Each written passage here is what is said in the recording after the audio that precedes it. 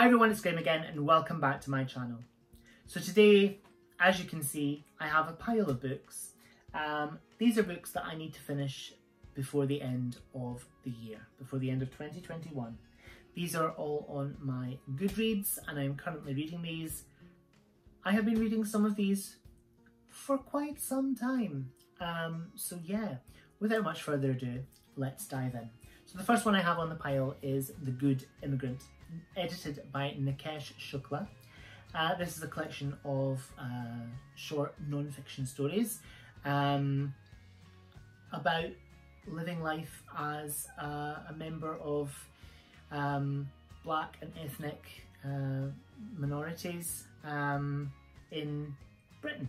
And yeah, I have read probably about 30 or 40 pages of this, and I've always meant to go back to it, and I just haven't because A, life gets in the way, B, other books have gotten in the way, but what I've read of this I've really enjoyed.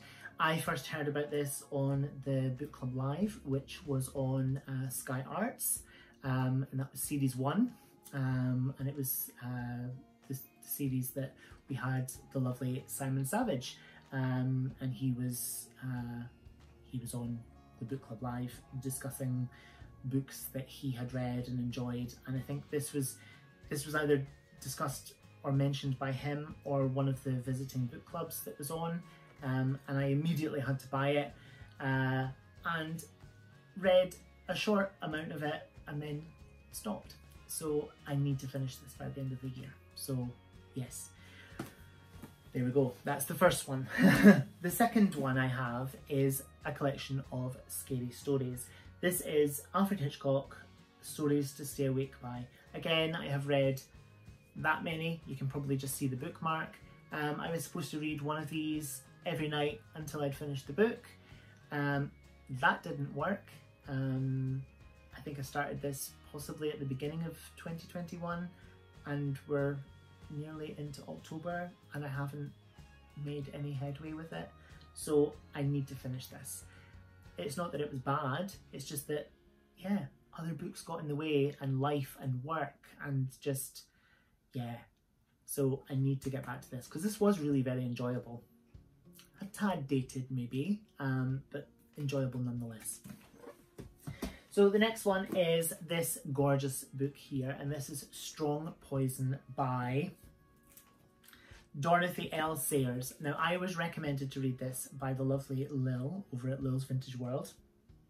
I've read about 100 pages, and part of the reason why I stopped reading this and why I didn't pick it back up again is because earlier in the year my back went and I was in bed for a week and I was on really strong pain relief, which absolutely knocked me out. I couldn't move, I couldn't stand. I had to crawl if I needed to go to the loo.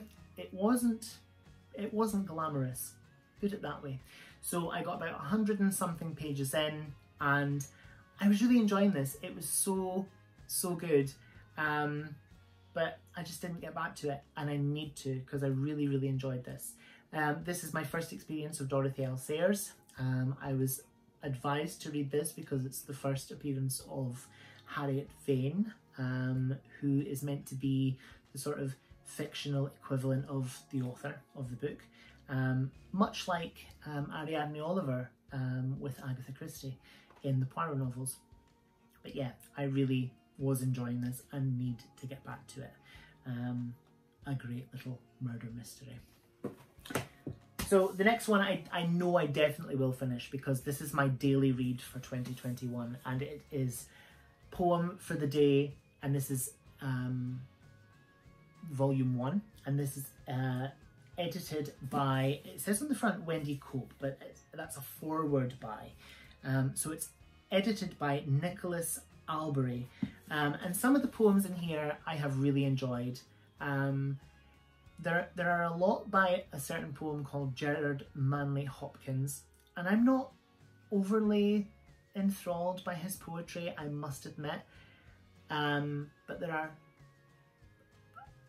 are more poems by him than by anyone else in this. I have enjoyed this and I definitely will finish it because this is my daily read Every year for the last sort of 2 or 3, maybe 4 years, I have chosen a book that has an entry for like every day.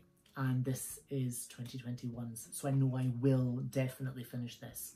I'm a couple of poems behind, just because work again has been crazy, but yeah, I do inevitably catch up.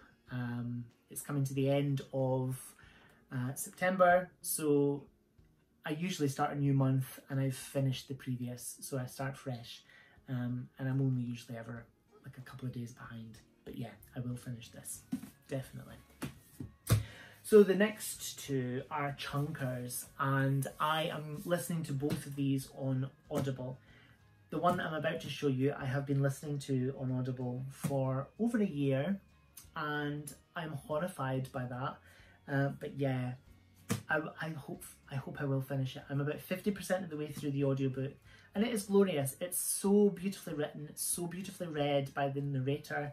It is Black and British, A Forgotten History by David Olusoga. Now this is a history of basically black slavery and its ties to the British Empire, and it is so beautifully written, and I'm so happy to have this gorgeous edition as well, which is signed by the author, although it's signed to someone called Flynn. So yeah, I found this, it was a really good bargain online. I say a bargain, I'm not going to tell you how much it was. I'm not embarrassed about how much I spent, but yeah, it was definitely worth it. But I need to finish this because I was enjoying it up to the point that I stopped listening to it. And every now and again, I'll maybe listen to another sort of 10-15 minutes and then I'll stop again. And I don't know why I'm doing that, but I am. So yeah, I have 3 months before the end of the year and it needs to be finished because it's great. And it's, again, I've said this before, but audiobooks and physical books are, it feels like 2 different mediums for me. I take different things from each. So because I have the audio and the physical copy, I will probably read the physical copy at some point and will take a completely different perspective on the story and the narrative in the book, if that makes sense. Yeah, so hopefully to get this finished, but it is a chunker. And like I say, I'm only 50% of the way through the audiobook, so you can, it's about nearly 600 or 700 pages. Let's see. So this has got like 599 pages in this edition. So yeah, but hopefully get it finished soon. The next one is just equally as chunky, and it is A Promised Land by Barack Obama. I'm again reading this audiobook, so listening to it. And I'm really enjoying it. It is so beautifully written. The audio edition is narrated by Barack Obama himself, and yeah, it's basically talking about his rise to being the first Black president of the United States and everything that entailed. So yeah, I need to get this listened to and finished by the end of the year. So yeah, not that it's, you know, like a great challenge or anything, but I have all these, and none of them are really that small, to be honest. They're quite substantial books. I know that I will definitely get this one here finished, definitely, because that's my daily read. But I do look to get them all done. 2 are audiobooks, so hopefully I will get those done as well. But yeah, I want to clear the decks and start 2022 fresh, with no books clinging on from years previous, because Black and British by David Olusoga is clinging on from last year, as is The Good Immigrant. Yeah, so I have 2 books clinging on from 2020 on my Goodreads list, which need to be done. What are you reading? What have you put off finishing? Let me know down below. But yeah, do you think I can finish these in 3 months?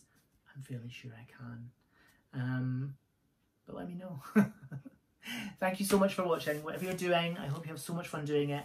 Whatever you're reading, I hope you love it. Stay fabulous, be amazing, be yourself, stay safe, and I'll see you again soon for another video. Bye-bye.